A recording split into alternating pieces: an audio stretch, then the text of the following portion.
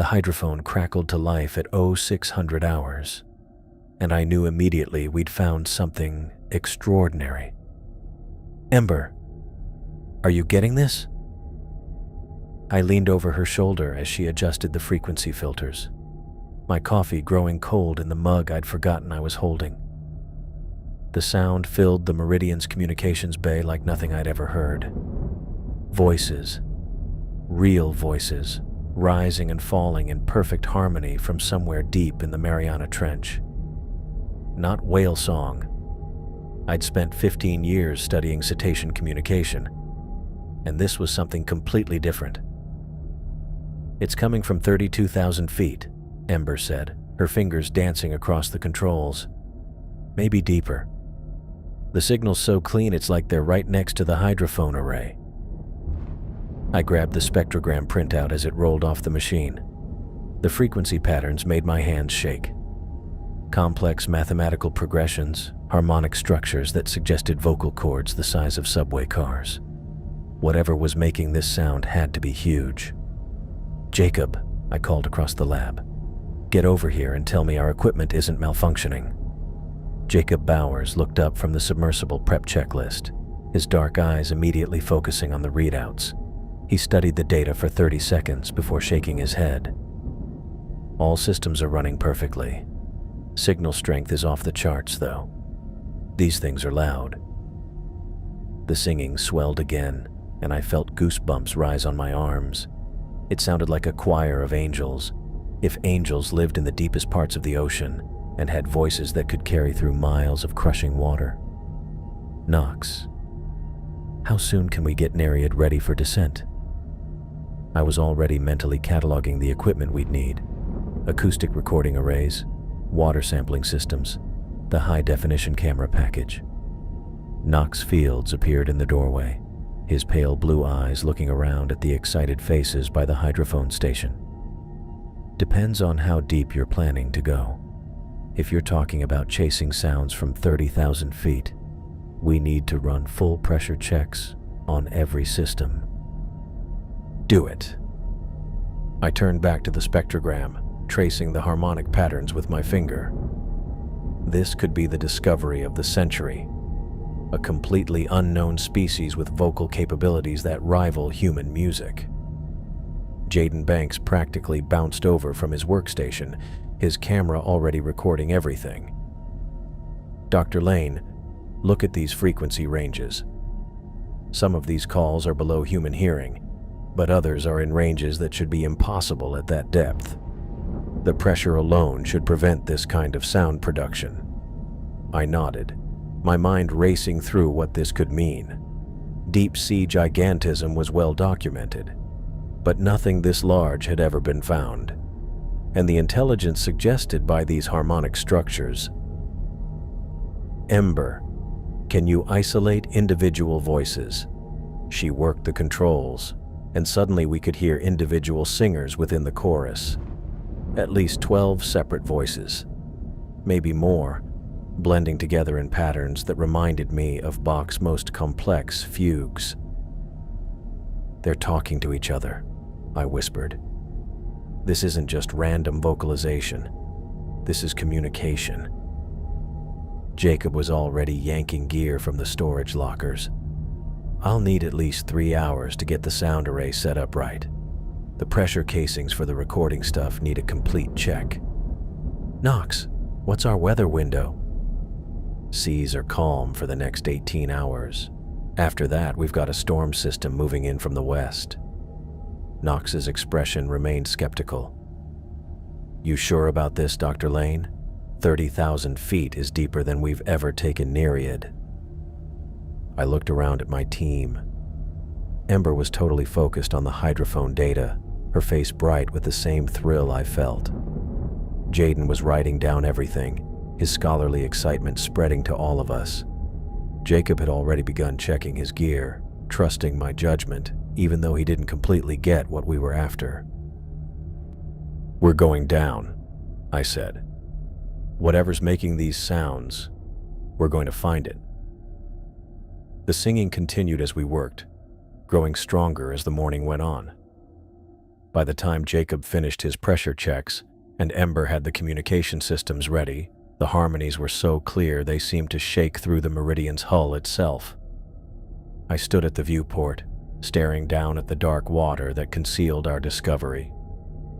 Somewhere in those depths, intelligence was calling to us. And for the first time in my career, I felt like we might actually be ready to answer. I pressed my face against the viewport as the first lights appeared in the darkness below us. Jacob, are you seeing this? The bioluminescent trails streaked past our cameras like underwater shooting stars, but these weren't random. They moved in formation, spiraling around each other in perfect geometric patterns. I'm getting massive electromagnetic interference, Jacob called from his station, frowning at the sonar displays. The mapping system keeps cutting out. Something down there is messing with our electronics. 25,000 feet. We were deeper than most of the ocean floor, descending into a part of the Mariana Trench that had never been properly explored. The singing had grown so loud I could feel it vibrating through Nereid's titanium hull. Surface communication is getting sketchy, Ember reported, adjusting her headset. Major delays, lots of static. The Meridian might as well be on another planet. I watched the glowing patterns change outside our window. Not plankton. These creatures were too big, too coordinated. They flashed in rhythm like a living constellation, keeping just beyond our camera's reach. Knox, check our descent rate. He studied the controls, his pale eyes narrowing. That's weird. We're dropping faster than programmed, but all systems show normal operation. Ballast is stable, thrusters are responding. The singing swelled again, and I felt that strange pull I'd noticed earlier. Multiple voices wove together in harmonies that reminded me of humpback whale songs, but far more complex. Mathematical progressions that suggested intelligence way beyond anything we'd documented in marine life. Jaden, what are you getting on the side cameras?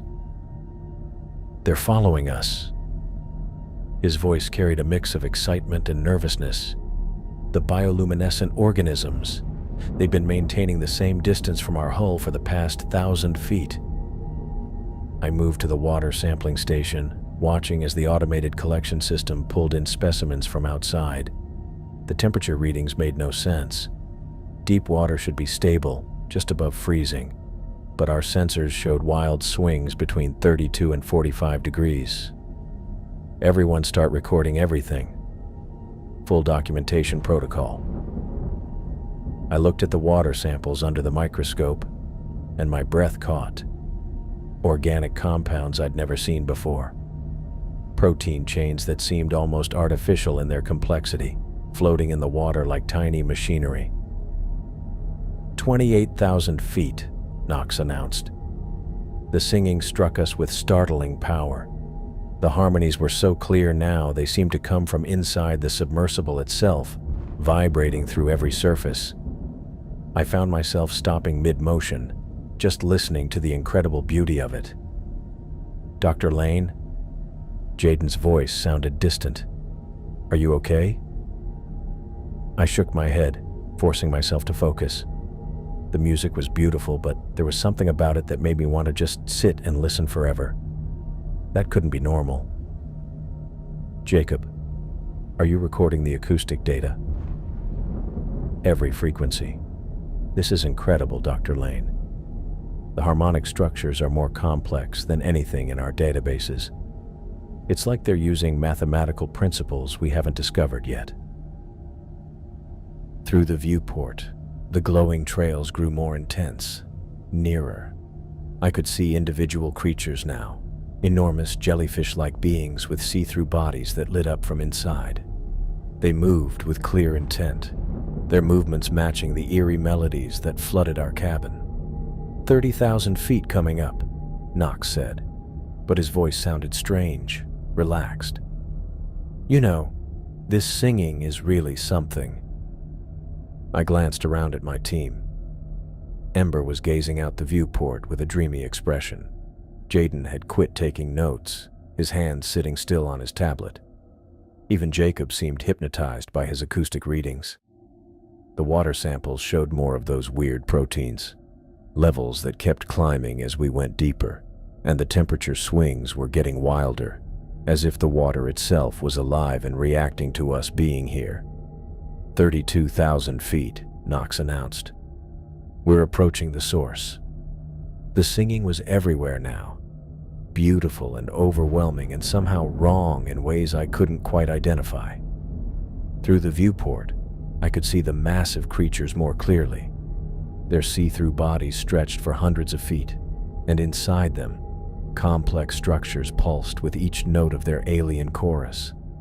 I forced myself to look away from the captivating display and focus on the data. Whatever we'd found down here, it was unlike anything in the scientific literature.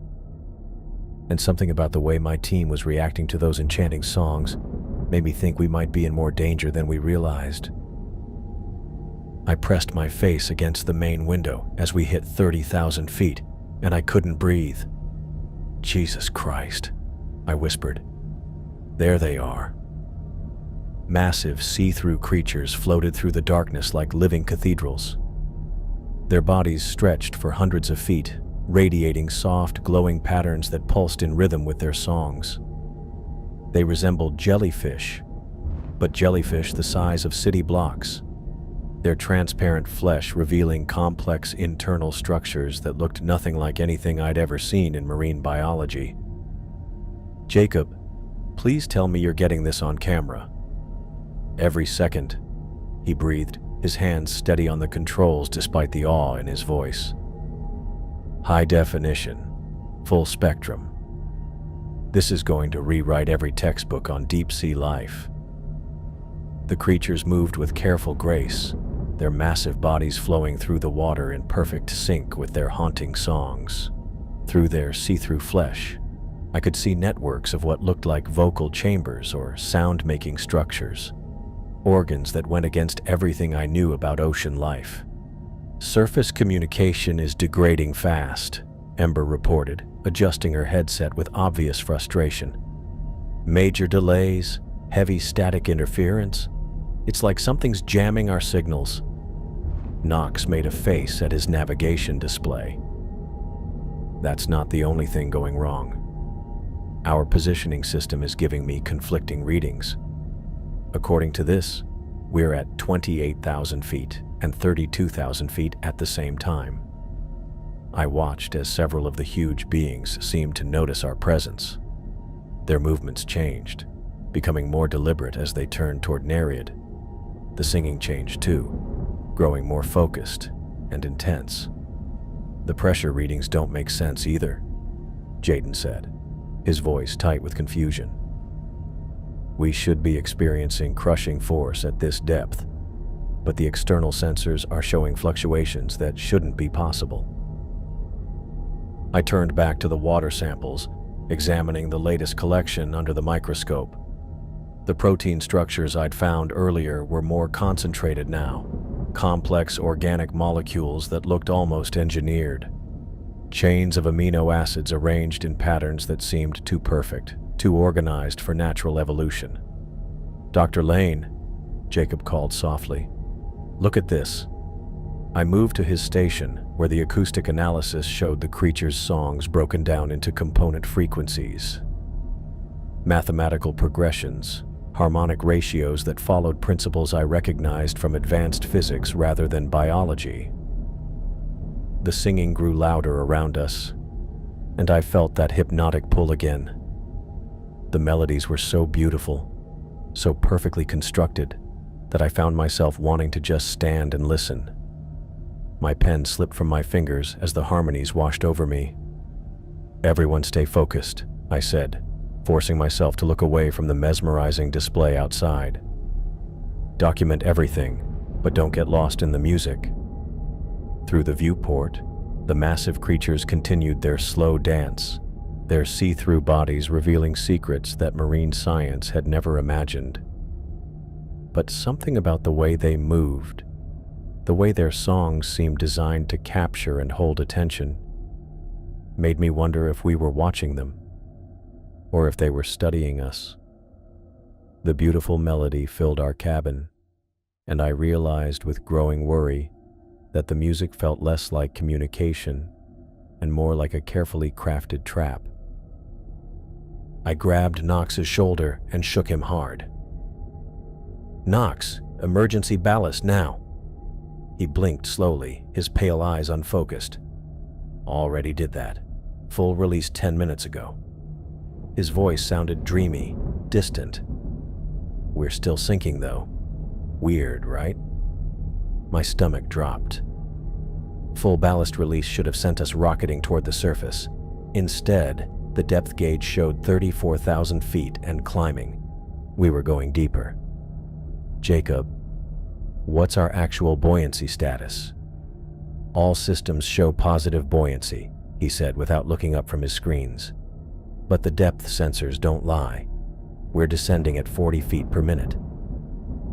I pressed my face against the viewport and immediately wished I hadn't. The massive transparent creatures had moved closer, surrounding Nereid completely. Through their clear flesh, I could see what I'd mistaken for vocal chambers earlier. Digestive cavities, filled with half-dissolved organic matter that pulsed and churned with each haunting note of their songs. "Jesus," I whispered, forcing myself to keep looking. Smaller shapes moved weakly inside the creatures' bodies. Fish, squid, things I couldn't identify. Still alive. Still struggling. "The harmonics are incredible," Ember said softly, her hands motionless over the communication controls. "Listen to how they layer the frequencies. It's like they're speaking directly to our nervous systems." I spun around. Ember stared out the viewport with glassy eyes, completely captivated. Jaden had stopped taking notes entirely, his tablet forgotten in his lap as he listened to the strange chorus with a blank expression. The singing grew louder again, and I felt that hypnotic pull trying to drag me under. The melodies were so beautiful, so perfectly crafted. Part of me wanted to just stand here and listen forever. I bit down hard on my tongue, using the pain to snap myself back to focus. The water samples. I needed to check the water samples. My hands trembled as I studied the latest sample under the microscope. The protein structures had spread throughout everything now, complex organic compounds floating in the water like some kind of chemical cocktail. Neurotoxins, psychoactive agents.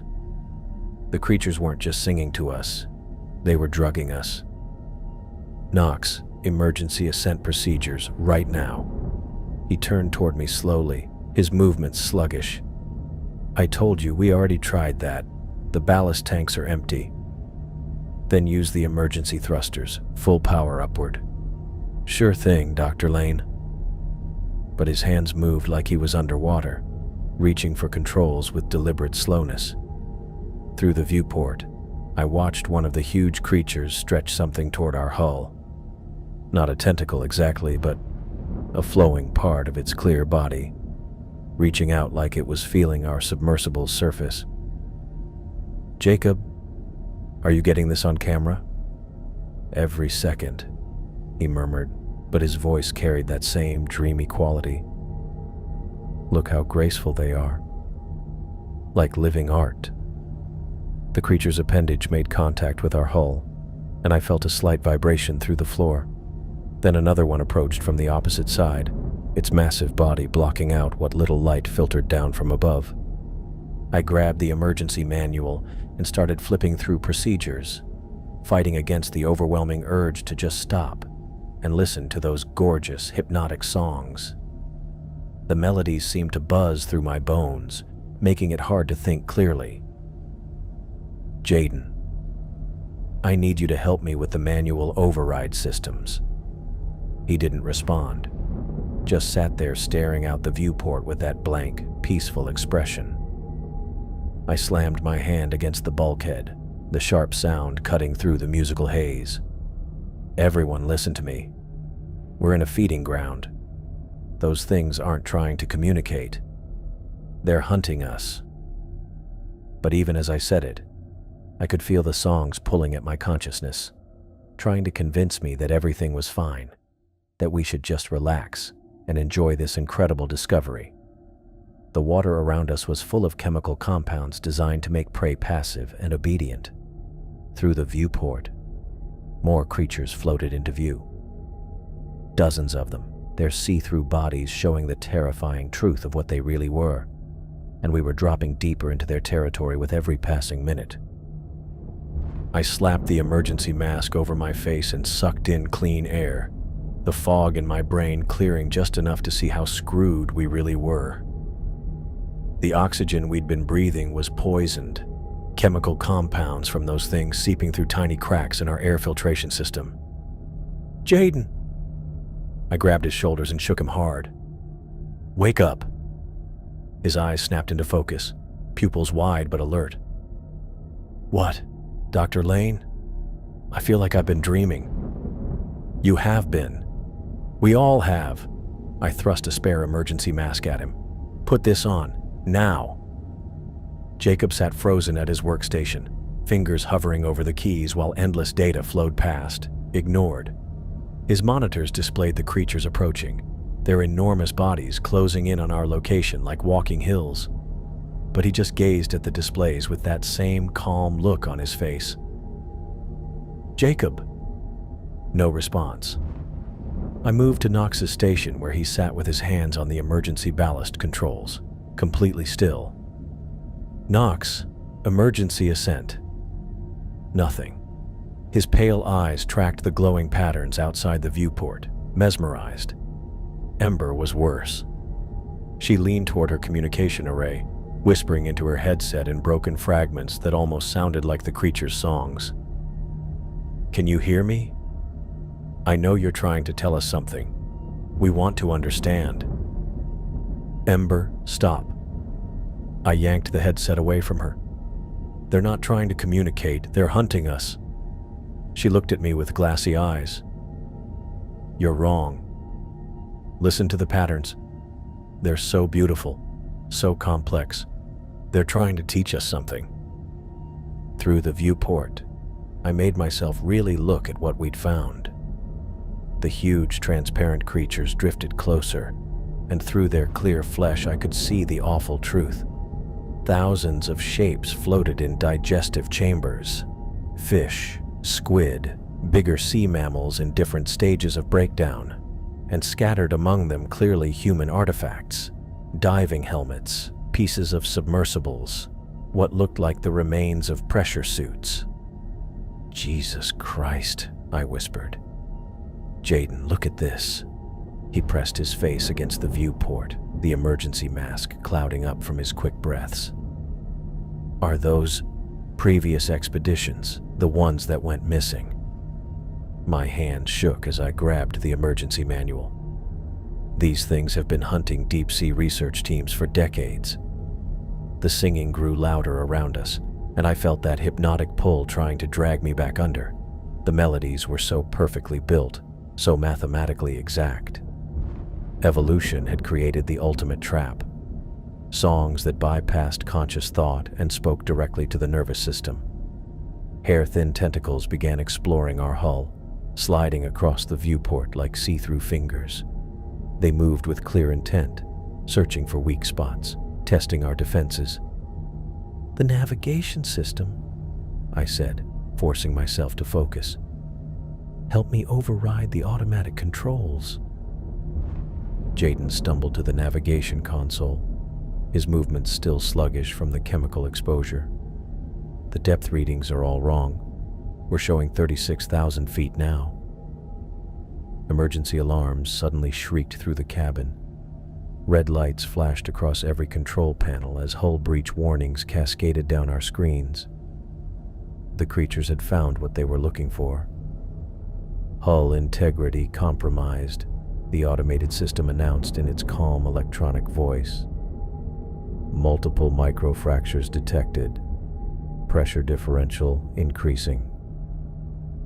I watched the creatures clamp onto our hull, their enormous bodies pressing against Nereid's titanium shell. The mass of them made the submersible creak and tilt sideways. Any hope of emergency ascent had vanished. We were pinned to the bottom by tons of living predator. "Jacob!" I slapped his face hard enough to leave a mark. "I need you to focus. Right now." He blinked, confusion replacing the dreamy expression. "Dr. Lane? What's going on?" "We're being hunted. I need you to help me with the emergency systems." The tentacles pushed harder against the viewport, and I could see acidic liquid starting to eat into the reinforced glass. These things weren't just drifting filter feeders. They were smart hunters that had figured out how to go after anything with advanced technology. The singing kept going, beautiful and deadly, as more creatures came up from the depths to join the feeding frenzy. I forced myself to focus on the emergency panel, while those mesmerizing melodies tried to pull my thoughts back into the haze. My hands trembled as I began the protocols, muscle memory from years of safety drills fighting against the chemical fog clouding my brain. "Jaden, I need you at the backup systems console. Now." He stumbled over, still wearing his emergency mask, movements slow but steady. "What are we doing?" "Getting us out of here before they finish whatever they're doing to our hull." I flipped open the manual override panel, exposing rows of switches and emergency controls. "Start the secondary ballast sequence. Red switches first, then the blue ones." Through the viewport, more tentacles pressed against the reinforced glass. But these weren't random movements. The creatures were testing specific points, probing for weak spots with surgical precision. They'd done this before. Many times. "Dr. Lane," Jacob's voice cut through the singing, clearer now that he'd shaken off some of the chemical influence. "I'm picking up low-frequency communications between them. They're coordinating." "What kind of communications?" "Subsonic pulses, below human hearing range." He adjusted his equipment, frowning at the readouts. "It's like they're sharing information about our hull composition, our weak points. They're working together." Knox suddenly jerked upright at his station, gasping like he'd been underwater. "Jesus Christ, the oxygen levels, we're losing atmosphere fast." I checked the environmental controls. He was right. Our air pressure was dropping steadily, not from a catastrophic breach, but from dozens of tiny punctures. The creatures weren't trying to crack us open like a shell. They were creating controlled leaks, slowly draining our life support. "They're not just breaking in," I said, the horrible realization hitting me. "They're suffocating us first." Ember's voice carried from her station, still working to copy the creature's songs. "Can you hear those deeper notes? They're so layered, so beautiful. I think they're trying to tell us about the deep currents, about how the ocean really works down here." Ember stopped. But even as I said it, I could see more massive shapes rising from below, drawn by her attempts at communication. Each one was the size of a city block, transparent flesh revealing the horrifying museum of previous expeditions suspended in their digestive chambers. Jaden finished the ballast sequence, but our depth gauge barely moved. "It's not working. We're still going down." I pressed my face against the side viewport and immediately understood why. The creatures had anchored us. Thick, powerful tentacles wrapped around Nereid's hull like living cables, their hold so tight I could see stress fractures forming in our titanium shell. "Jacob, tell me you're recording all of this." "Every second." His voice carried a new edge of fear. "Dr. Lane, some of these acoustic patterns match historical records. Ships that went missing in deep water. Research vessels that just vanished. The last transmissions always mentioned strange sounds." Knox worked frantically at his controls, running through every emergency procedure in the manual. Full ballast release, emergency thrusters, even the explosive bolts. Nothing's working. These things have us locked down tight. Through the main viewport, I watched one of the creatures stretch out what looked like a feeding tube toward our hull. The appendage moved with careful intent, probing our surface until it found a tiny breach near the communications array. "They're not just hunters," I whispered, watching the tube begin secreting some kind of acidic compound. "They're parasites. They've learned to target anything with advanced technology." The singing swelled again, and I felt that hypnotic pull trying to convince me everything was fine, that we should just relax and let these magnificent beings do what they needed to do. But now I could see the evolutionary trap for what it really was. Millions of years of development had created the perfect predator for the deep ocean, something that could lure, drug, and slowly consume anything that ventured into their territory. "Knox, how long before our air runs out completely?" He checked the environmental systems, his expression dark. "At this rate, maybe 20 minutes, less if they keep opening new holes." Through Jacob's monitors, I could see the creatures' clear bodies more clearly now. The remains floating in their digestive chambers weren't just random debris, diving helmets from the 1960s, pieces of Soviet research submarines, equipment from expeditions that had been listed as equipment failures or navigational errors. "My God," I breathed. "They've been hunting us for decades. Every deep-sea mission that went missing, every research vessel that just vanished." "Dr. Lane." Jaden's voice was tight with fear. "Look at the hull breach warnings." The emergency display lit up with red warnings everywhere. Dozens of tiny cracks spread across our pressure hull like a spider web. The creatures weren't just stealing our air. They were breaking down our ship, piece by piece. That gorgeous, lethal song kept playing around us, every note designed to keep victims relaxed and obedient while they started feeding. And we kept dropping deeper into their hunting grounds with each passing moment. I grabbed Jaden's arm and pulled him toward the emergency equipment locker. "We're leaving. Right now." "What?" He stared at me like I'd lost my mind. "Dr. Lane, we can't survive outside at this depth. We can't survive in here either." I yanked open the emergency suit compartment, my hand shaking as I pulled out the first diving rig. "Look at the hull breach warnings. We've got minutes before this whole thing implodes." The emergency display showed cascading red alerts across every system. Tiny cracks spread like a web across our pressure hull, while those hair-thin tentacles kept probing, kept testing, kept finding new ways in. "Knox!" I slapped his shoulder hard. "I need you functional. Emergency diving protocols." He blinked slowly, that dreamy look still clouding his pale eyes. "Emergency diving? At 36,000 feet, that's suicide. So is staying here." I thrust a diving suit at him. "These things are pumping digestive enzymes into our air supply. You want to dissolve from the inside out?" That got through to him. Knox's military training kicked in, overriding whatever chemical fog was clouding his brain. He grabbed the suit and started checking the seals with practiced efficiency. "Jacob!"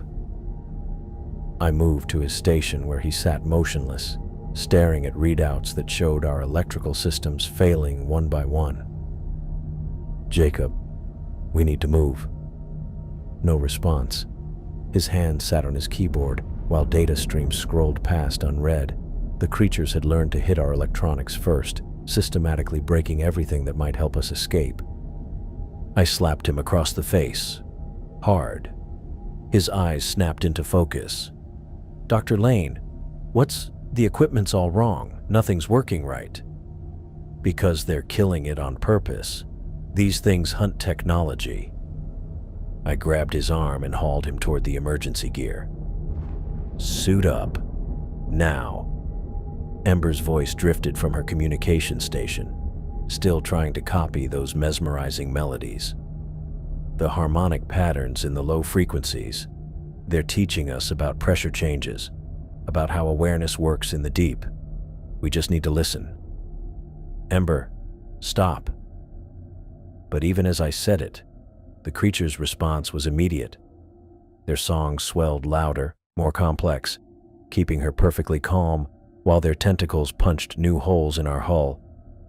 Jaden yanked on his emergency suit, his fingers fumbling with the clasps. Dr. Lane, I ran the numbers. Even if we get outside, these suits only carry 30 minutes of oxygen. Our climb rate from this depth. I know the math.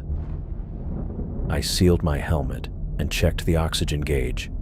32 minutes of air, maybe 35 if I controlled my breathing perfectly. We're not going to make it to the surface. Then why are we doing this? Because dying fast is better than dying slow. Through the viewport, I watched the creatures pump more of that acidic fluid into our ventilation system. The air already tasted wrong, metallic and sharp. Whatever they were releasing would dissolve our lungs long before the pressure hull gave out completely. Knox finished sealing his suit and moved to the emergency beacon controls. I'm turning on the distress signal. Maybe the Meridian can send down rescue pods. From 36,000 feet? No rescue sub can reach us here. Then at least they'll know what happened. His fingers worked the controls with military precision. Someone needs to warn other expeditions about these things. The beacon turned on, broadcasting our location and distress call toward the surface. But the signal had to push through miles of water, teeming with creatures that appeared to soak up or bend electronic signals off course. Ember! I grabbed her shoulders and shook hard. We're leaving. Right now. She looked at me with glassy eyes, completely calm. You don't understand. They're not trying to hurt us. The songs contain information about deep ocean ecosystems, about how life really works down here. We just need to decode the patterns. The only pattern is that they're killing us. I tried to pull her toward the emergency suits, but she resisted, turning back to her communication array. Listen to the mathematical progressions. Fibonacci sequences in the harmonic structures. They're trying to teach us something about consciousness itself. The creatures responded to her voice by making their songs louder. The melodies became so beautiful, so perfectly put together, that I felt my own determination starting to crack. Maybe she was right. Maybe we just needed to pay closer attention. I bit down hard on my tongue, using the pain to snap back to reality. The chemical stuff in our air was messing with my judgment too. Jaden, help me with her. Together we grabbed Ember's arms and pulled her away from the communication station. She didn't fight us, just kept making those strange tune fragments while we forced her into an emergency suit. The emergency pods, Knox said, checking the manual systems. If we can get to the escape pods, they have independent life support. Can we launch them? Maybe, if the explosive bolts still work. He moved to the pod controls, his movements sharp and focused now. But we'll have to override the safety protocols. The system won't let us launch at this depth. Through Jacob's monitors, I could see more creatures coming up from below. Dozens of them. Their huge see-through bodies heading straight for us like moving mountains. Our little disturbance had gotten the attention of something way bigger than we'd thought. The hull groaned under the weight of the organisms stuck to our outside. Cracks spread across the titanium shell, while those digestive enzymes ate through our air filtration system. How long before the hull gives out completely? I asked. Jacob checked his structural monitors, his face tight behind his helmet visor. Maybe 5 minutes, less if they keep piling on more weight. I looked around at my team, Knox working frantically at the pod controls, Jaden helping Ember seal her helmet while she buzzed those deadly songs. Jacob tracking our final moments on screens that blinked and died one by one. We were about to bet our lives on emergency equipment that had never been tested at this depth, carrying oxygen that wouldn't last half the climb to safety. But the alternative was staying here and dissolving slowly, while those beautiful, mesmerizing melodies convinced us everything was fine. "Override the safety protocols," I told Knox. "Launch the pods." I slammed my fist on the emergency explosive controls. "Knox, override the safety locks. Now." His hands flew across the panel with military precision, hitting switches one after another. Safety protocols disabled. Explosive bolts armed. "Jacob!" I grabbed his shoulder and shook him hard. "I need you functional for 30 seconds. Help me with the pod launch sequence." He blinked, confusion clearing from his eyes as he focused on the control panel. "Pod launch? Dr. Lane, the safety parameters." "Forget the parameters. We're dead if we stay here." I pointed at the hull breach warnings cascading across our screens. "Those things are dissolving us from the inside out." Through the porthole, I could see more tentacles coiling around our hull. The creatures had us completely trapped now, their huge bodies pressing against Nereid's titanium shell like living mountains. "Ember, we're leaving. Right now." I moved toward her station where she sat humming fragments of those hypnotic melodies. She looked up at me with glassy eyes, completely calm. "You don't get what they're trying to tell us. The harmonic structures have information about deep ocean ecosystems, about how consciousness works at these pressures. We can't leave now. The only thing they're telling us is how they digest their prey." I grabbed her arm, but she pulled away. "Listen to the mathematical progressions. They're teaching us about the relationship between pressure and neural activity. This could revolutionize our understanding of marine intelligence." Jaden moved behind her while she was distracted. "Sorry, Ember." He wrapped his arms around her shoulders, pinning her arms to her sides. She didn't struggle, just kept making those deadly sounds while we dragged her toward the escape pods. "You're making a mistake. They're not predators. They're teachers." Knox finished the override sequence. Explosive bolts ready. Pod systems show green across the board. "Jacob, can you handle Pod 4 with Ember?" He nodded, his movements sharp and focused now. "I've got her. But Dr. Lane, these pods weren't built for this depth. The pressure difference." "I know." I sealed my pod's hatch and checked the emergency oxygen supply. 28 minutes of air, maybe 30 if I controlled my breathing perfectly. Better to die fast than slow. Through my pod's small window, I could see the creatures reacting to our movement. Their songs changed, growing more aggressive, more urgent. The mesmerizing beauty was gone, replaced by something that sounded like hunting calls. "Initiating explosive separation in 10 seconds, Knox announced over the comm system. I pressed back against the pod's restraints. "Everyone ready?" "Pod 2 ready," Jaden reported. "Pod 3 ready," Knox confirmed.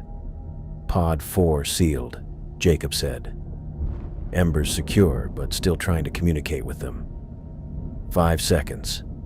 The creatures seemed to know what was about to happen. Their tentacles squeezed tighter around our hull, and I could hear the titanium groaning under the pressure. 3, 2, 1. The explosion slammed into us with brutal force. My pod shook violently as the emergency bolts went off all at once, blasting us free from the sub's hull. Through all the chaos, I saw the creatures pulling back from the shock wave, their huge bodies twisting like they were in pain. Then we were going up fast, 4 emergency pods racing toward the surface while our mother ship collapsed behind us. "Everyone report status," I called over the emergency comm. "Pod 2 functional," Jaden replied, his voice tight with fear. "Propulsion systems operating normally." "Pod 3 showing minor damage," Knox reported. "Some kind of acidic residue on my hull from contact with those things. But I'm climbing." "Pod 4 has problems." Jacob's voice crackled with static. "Ember's trying to open the emergency hatch. She wants to go back down to them. Through my viewport, I watched the creatures react to our escape attempt. They weren't giving up. Massive shapes rose from the depths below us, their glowing patterns flashing in coordinated bursts. They were calling to each other, organizing a hunt. "Knox, how's your hull integrity?" "Getting worse. Whatever that acid is, it's eating through the emergency seals. I'm losing pressure slowly but steadily." The singing followed us upward, but now it sounded different. Hostile, hungry. The mesmerizing beauty was gone, replaced by something that made my skin crawl. These things were furious that their prey was escaping. 32,000 feet, I reported, watching my depth gauge. Still climbing. But through my small window, I could see we weren't alone. The creatures were stretching out enormous feeding arms upward, reaching for our pods with limbs that extended hundreds of feet through the black water. They moved with clear intent, trying to catch us before we could reach safety. "Jacob, status on Ember?" Restrained but conscious, she keeps insisting we're making a terrible mistake, that the creatures were trying to share knowledge about deep ocean consciousness. My pod's propulsion system strained against the water pressure, the small electric motor working at maximum capacity. The surface seemed so far away, and my oxygen gauge showed 24 minutes remaining. "Movement below us," Jaden reported. "Lots of movement. They're not giving up." I pressed my face against the viewport and immediately regretted it. More creatures were rising from the depths, dozens of them, their see-through bodies creating a living wall between us and the surface. Our little disturbance had gotten the attention of something much bigger than we'd realized. The emergency pods climbed through the darkness while those deadly songs bounced around us, and I realized we were racing against time, oxygen, and an entire ecosystem that had learned to hunt anything with advanced technology. I pressed my face against the pod's viewport and watched the nightmare unfold below us.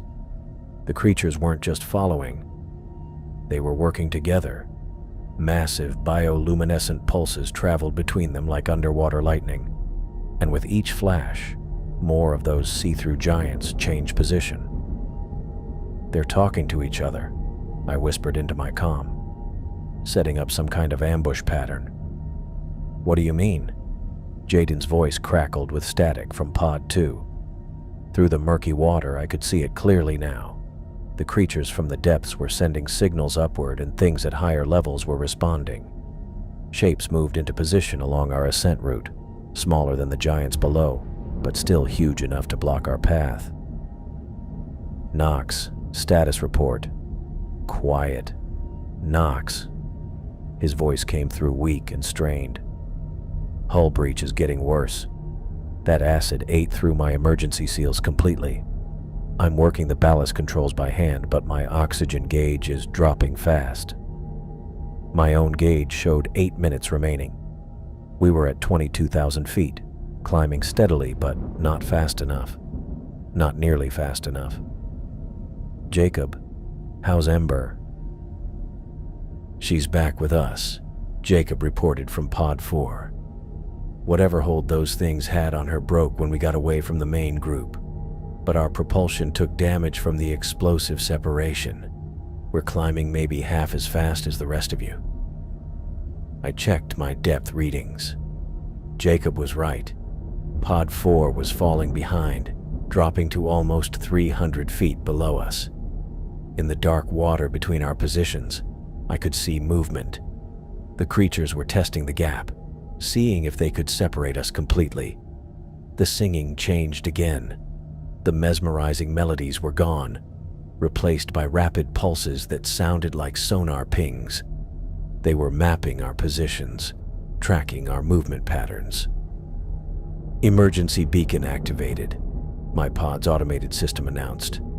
"Surface contact established." Finally, I grabbed the communication handset. "Meridian, this is Dr. Lane in Emergency Pod 1. We have 4 pods climbing from 36,000 feet. Request immediate rescue support. The response came through heavy with static. Dr. Lane, this is Captain Morrison. We're tracking your climb, but our rescue divers can't safely reach where you are now. You'll need to keep going up to at least 2,000 feet before we can help. 2,000 feet. I checked my oxygen gauge. 6 minutes left. Even if everything went perfectly, I'd be out of air long before reaching rescue depth. Understood, Meridian. Be advised, we have hostile marine life pursuing our ascent. Large organisms, possibly dangerous to surface operations. Copy that. We're monitoring sonar contacts below your position. Recommend maximum ascent rate. Through my viewport, I watched Knox's pod shake as he battled to stay in control. His hull was breached, his oxygen dropping fast, and he was running systems by hand that should have been automatic. Every few seconds, his pod would veer sideways as he wrestled with the controls. Knox, you need to make a choice, I said into the comm. Stay at depth and try to fix your systems, or risk rapid ascent with a damaged hull. Already made the choice. His voice was getting weaker. I'm coming up fast. If the pressure differential kills me, at least it'll be quick. I watched his pod suddenly speed up, shooting toward the surface way faster than it should. He was betting everything on reaching the top before his air gave out, even though coming up too quick could kill him just as easily as running out of oxygen. Movement above us, Jaden reported. 20,000 feet. Something big. I looked up through my viewport, and my stomach dropped. Dark shapes moved against the weak light drifting down from above.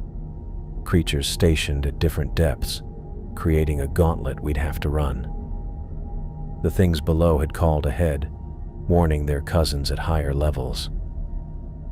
They're everywhere, I whispered. The whole trench system is connected. The implications stunned me. This wasn't just a local population of deep-sea predators. This was a network spanning the entire ocean floor, creatures that could communicate across vast distances and coordinate hunting strategies. Every deep-sea research mission, every offshore drilling operation, every submarine that had mysteriously vanished, they'd all encountered this same intelligence. My emergency beacon crackled again. Dr. Lane, we're detecting multiple large contacts rising toward your position. Some appear to be following you toward the surface. Following us toward the surface. The creatures weren't limited to the deep trenches. They could hunt in shallower waters too, which meant shipping lanes, offshore platforms, even coastal installations could be at risk. Meridian, you need to alert maritime authorities immediately. These organisms represent a threat to all deep-water operations. Copy that. We're already preparing emergency broadcasts. 15,000 feet. My oxygen gauge showed 3 minutes left. Knox's pod was climbing fast but shaking badly as his busted systems fought against the pressure changes. Jacob and Ember were falling further back, their damaged engines no match for the creatures moving to cut them off. Through the water around us, I could see the hunting network at work. Glowing signals pulsed between creatures at different depths, organizing their movements with accuracy that came from millions of years of evolution. They'd learned to work as a team, to use the ocean's layers like a three-dimensional chessboard. 2 minutes of oxygen left, I announced to the team. Same here, Jaden replied, but I can see light above us, real light from the surface. I pressed my face against the viewport and looked up. Far above, incredibly distant, I could make out the faint glow of sunlight filtering through the water. We were still thousands of feet down, but for the first time since this nightmare began, I could see our destination. The creatures could see it too. Their movements became more frantic, more violent. They knew their prey was getting away, and they were making one final push to stop us. My pod shook as something enormous passed close by, its wake spinning me in a slow circle. Through the rotating viewport, I caught glimpses of see-through flesh and digestive chambers filled with the remains of previous expeditions. 1 minute of oxygen left. The surface had never looked so impossibly distant. I watched Knox's pod crush like a tin can at 10,000 feet. The pressure hit him in seconds. One moment he was there. The next, his pod was folding inward with a sound like thunder. He didn't have time to scream. My oxygen gauge showed 30 seconds left. "Knox!" I shouted into the comm, but only static answered. Through my viewport, I could see the twisted wreckage of Pod 3 spinning slowly as it sank back into the darkness. The creatures came fast. They swarmed his position, drawn by the noise and the blood. Huge see-through shapes rushed toward the wreckage like living mountains, their feeding frenzy creating a wild light show of glowing flashes. The distraction gave us precious seconds to keep climbing. "Jacob, status report." "Propulsion just died completely." His voice crackled through heavy static. "We're dead in the water at 8,000 feet. Embers." She's not responding to anything. I looked down through the dark water and could see Pod 4 floating still, no longer rising. Jacob and Ember were trapped while those things finished with what was left of Knox. "Jaden, how's your oxygen?" "Gone." His voice was tight with panic. "Switched to emergency reserves 2 minutes ago. Maybe 90 seconds left." My own emergency reserves kicked in with a soft hiss. The gauge showed 2 minutes of air remaining. Above us, I could finally make out the faint shimmer of the surface, but it still looked way too far away. "I can see movement below Jacob's pod," Jaden reported. "They're coming up." Through my viewport, I watched the nightmare unfold. The creatures had finished with Knox and were now rising toward Jacob and Ember's disabled pod. Their see-through bodies moved with purpose, no longer the graceful dancers we'd first encountered. These were predators closing in for another kill. "Jacob, you need to manually operate your ballast system. Dump everything and rise." "Already tried. The explosive separation damaged our emergency controls. We're stuck." The surface was so close now, I could see actual sunlight filtering through the water. My lungs burned as I tried to save the last of my oxygen. 60 seconds left. "Jaden, can you reach them?" "Negative. My pod's not designed for lateral movement and I'm almost out of air." I made the toughest choice of my career. "Jacob, get ready to ditch Pod 4. Emergency swim to the surface." From 8,000 feet, that's suicide. Staying is suicide too. Those things are 30 seconds away from your position. Through the water below, I could see the creatures' glowing patterns flashing as they talked to each other. They'd figured out our escape route, studied our technology, and now they were picking us off one by one. My pod broke the surface with a violent jolt. Actual air, actual sunlight, actual sky. I gasped as the emergency hatch popped open and the Meridian's rescue team grabbed my pod. "Get ready to move," I told them, still catching my breath. "There are things coming up from below. Big things." The rescue diver looked confused. "Ma'am, we need to get you to medical." "Listen to me." I grabbed his arm. "There are 3 more pods down there and something is hunting them. We need to go. Now." Jaden's pod came up 20 seconds later, his emergency hatch already open as he gasped for air. The rescue team pulled him out unconscious, but he was breathing. "Where are the others?" the dive coordinator asked. I pointed at the sonar display mounted on the rescue boat. 8,000 feet down. Pod 4 is disabled, and there's something big moving toward their position. Through the Meridian's underwater cameras, I could see them rising. Huge shapes moving up from the deep, their bioluminescent patterns pulsing like alien constellations. They were testing their limits, seeing how high they could hunt. The ship's sonar painted an even worse picture. Activity in the surrounding trenches. Lots of activity. Our little disturbance had woken up something much bigger than we'd expected. There! The dive coordinator pointed at the water's surface. Pod 4! Jacob and Ember's pod burst through the surface in a shower of spray and foam. The rescue team worked quickly, hauling them both from the damaged capsule. Jacob was awake but drained. Ember was in rough condition. The extended exposure to those mind-altering songs had left her staring blankly, not responding to Jacob's attempts to reach her. "Get us away from this position," I ordered, as they hauled me onto the rescue boat. "Full speed back to the Meridian." "What about the fourth team member?" I looked back at the dark water where Knox had died. There is no fourth team member. The boat's engines roared to life, and we raced toward the research vessel. Behind us, the water started to churn as massive shapes tested the surface, their see-through forms just visible beneath the waves. Through the Meridian's hull-mounted cameras, I watched the creatures probe the upper layers of the ocean.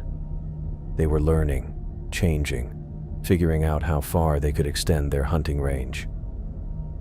The sonar display revealed the true scale of what we'd disturbed. Activity spread across multiple trench systems. Communications bounced between far-off populations. A vast network of awareness stretched across the ocean floor, and now every part of it was waking up. We'd discovered not just a new species, but an ancient awareness that had been resting in the deep places of the world. And now, they knew we were here. I slammed the lab door behind me and found Dr. Carter hunched over his laptop, typing what looked like another progress report. The guy had no clue what we'd just escaped from down there. "Carter, we need to talk. Now." He looked up with that polite academic smile that meant he was about to dismiss whatever I had to say. "Cynthia, I understand you've been through a traumatic experience, but shut up and watch this." I plugged Jacob's camera into the main display and pulled up the footage from 30,000 feet. "Tell me what you see." The screen filled with those massive clear shapes floating through the darkness. Even on the monitor, their size was staggering. Creatures as long as city blocks moving with deliberate purpose. Carter leaned forward, his face changing from polite concern to real interest. "Remarkable. The size alone suggests." "Keep watching."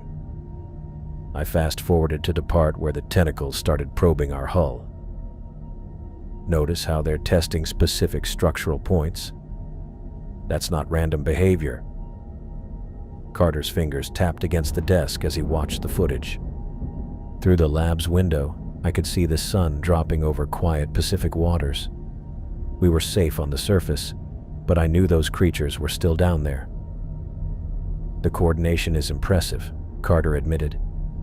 "But predatory behavior in deep-sea organisms isn't unprecedented. This is." I switched to Jacob's acoustic analysis. "Listen to the subsonic communications.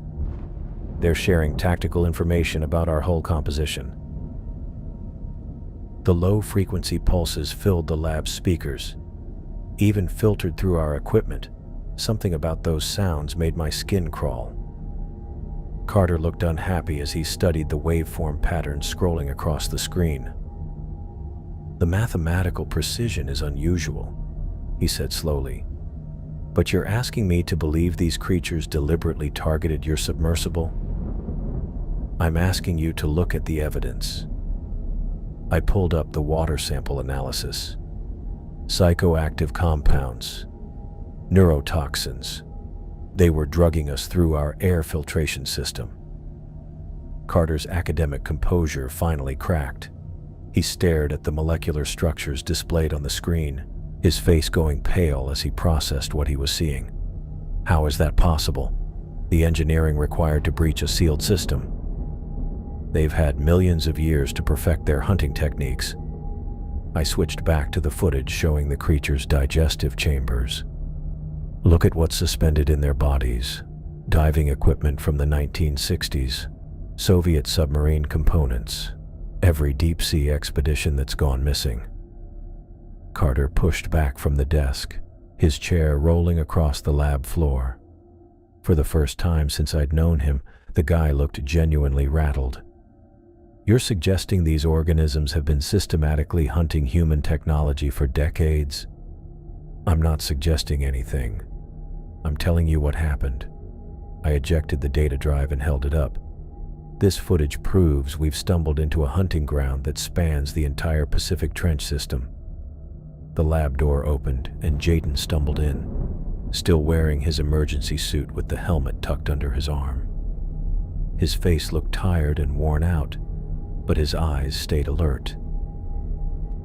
"Dr. Lane, you need to see this." He set his tablet on the lab bench and pulled up a spectrographic analysis. "I've been going through the acoustic data from our ascent. The creatures weren't just communicating with each other." "What do you mean?" "They were calling to other populations.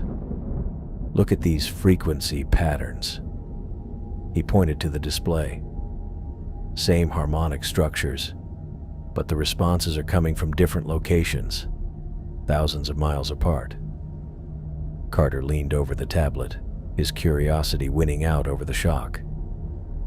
"You're saying there's a network?" "A worldwide network," Jaden confirmed. "I've been cross-referencing with historical data from other research vessels. Every time a deep-sea expedition reports unusual acoustic phenomena before going missing, the frequency signatures match what we recorded." The implication slammed into me. We weren't dealing with a local population of predators. We'd discovered a global intelligence that had been systematically eliminating human deep-sea operations for decades. "Carter, we have to shut down the entire program. Every deep-water expedition, every offshore drilling operation." "Now, hold on." Carter's bureaucratic instincts kicked in. "You're talking about billions of dollars in research funding, international maritime operations. I can't just..." The ship's intercom crackled to life. "Dr. Carter to the bridge immediately. Dr. Carter to the bridge." We looked at each other. Carter grabbed his jacket and headed for the door, with Jaden and me right behind him. The halls of the Meridian felt different now. Too quiet. Too cut off from everything. Every shake through the hull made me think of those huge shapes rising from the deep. Captain Morrison was standing over the sonar display when we reached the bridge, his weathered face serious. "Dr. Carter, we have a problem." The sonar screen showed our position as a bright dot surrounded by darkness. But the darkness wasn't empty. Dozens of contacts moved in the water below us, their locations changing in coordinated patterns. "How deep?" I asked. "Started at 15,000 feet. They're climbing." Morrison pointed to the depth readings. "Whatever you people stirred up down there, it followed you to the surface." Through the bridge windows, the Pacific spread out endlessly in all directions. Calm water, clear skies, no sign of the intelligence hiding beneath. But the sonar told a different story. "They're tracking our electronic signatures," I realized. "Our research equipment, navigation systems, communications array. We're broadcasting our location to every predator in the ocean." Carter stared at the sonar display, watching the contacts move closer to the surface. "This can't be right. Marine organisms don't exhibit this level of coordination." "These aren't just marine organisms." I grabbed his arm. "They're an intelligence that's been hiding in the deep trenches since before humans existed, and now our technology has advanced enough to catch their attention." The ship's underwater microphones picked up the first calls just after sunset. Low-frequency pulses that shook through the Meridian's hull like a drumbeat. The crew tried to ignore them, but I could see the tension building as the sounds grew louder and more complex. By midnight, The calls were coming from all directions.